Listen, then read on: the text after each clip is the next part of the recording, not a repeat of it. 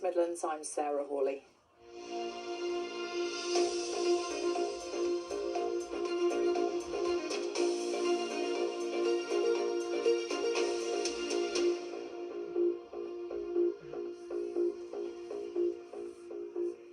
Good evening. More tributes have been paid to the Nottingham Forest and Scotland great John Robertson, who's died after a long illness, aged 72. Nottingham Forest called him a true great of our club, whose unrivalled talent, humility and unwavering devotion will never ever be forgotten. Robertson had been living with Parkinson's disease. He died on Christmas morning with his family by his side. Here's Charlie Slater. Two players around Robertson. All victories. The club's finest hour. The club's finest player. John was a wonderful player. Without exception, people class him and Ian Storey-Moore as two of the greatest players who've ever played for Forest. Born in Lanarkshire, Scotland in the January of 1953, he would grow to stand just 5 feet and 7 inches, and in many ways was Forest's answer to Diego Maradona. What made him great? It would be hours. I don't think he realised what he had, to be honest. Fantastic fella, fantastic fella. Robertson, ask anyone who watched him at the time, he was a genius. His former teammates would lovingly refer to him as the icon to this very day, though Brian Clough once put his own twist on things, as only Cloughie could. We've got a little fat guy that will turn him inside out. John Robertson. Yeah, very talented, highly skilled, unbelievable outside left. He'll turn him inside out. And scores. John Robertson's place in football history is assured.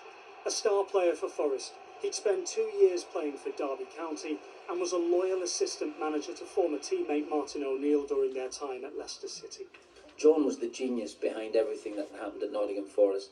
John has put his own mark on things. At club level, he has joined the greats, and he was a great player. He had a supreme knowledge of the game. He had a brilliant sense of humour, brilliant personality, but he adored the players and he loved working with Martin. Those 2 European Cups, a First Division title, and the ability to make football magic materialise before your very eyes. Robertson versus Clements.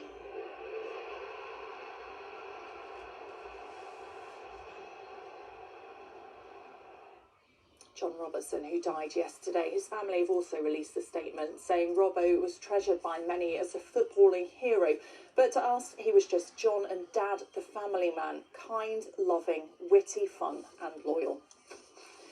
In other news, a man has been charged with the murder of another man in Leicestershire. Simon Geary, who was 49, was found unresponsive at a flat in Syston last week.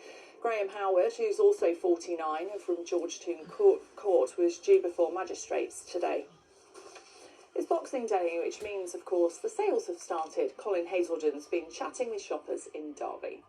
If you want a symbol of how retail is shifting, try this. Some former giants of the Boxing Day sale game are physically closed today, while their sales continue online. That's a trend that's been happening. It doesn't mean that the tradition of queuing has completely gone away, though. There are still plenty of bargain hunters out there, but even they seem to be being a bit more savvy.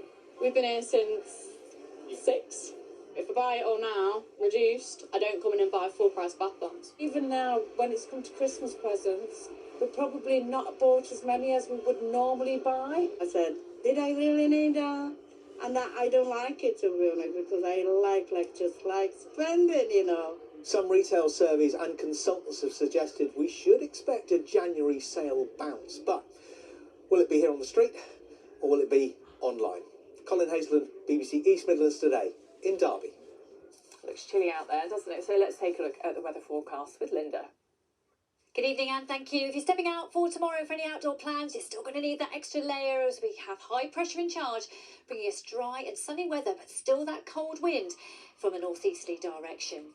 For this evening overnight, we will see the cloud move away towards the west, so we are going to see some cloud-free skies for a time overnight into the early hours of the morning, which means our temperatures are going to drop down and it's going to be a cold night. 0 to 1 in our towns and cities, but in rural areas it could dip down to the negative figures and give us a widespread frost for the start of tomorrow morning. But we'll see some more sunshine than we saw for today, for a time that is, as we start to see the cloud moving in from the east throughout the afternoon, giving us a cloudy end to the day.